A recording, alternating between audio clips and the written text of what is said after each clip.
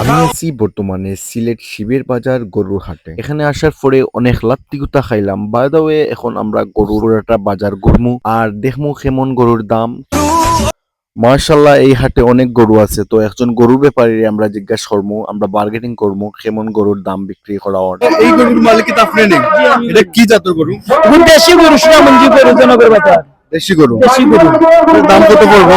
2,60,000 চারাম দাম 2,60,000। 2,60,000।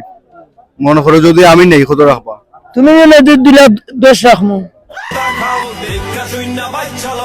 মানে 60-10 শুধু আমার লাগে? জি জি জি।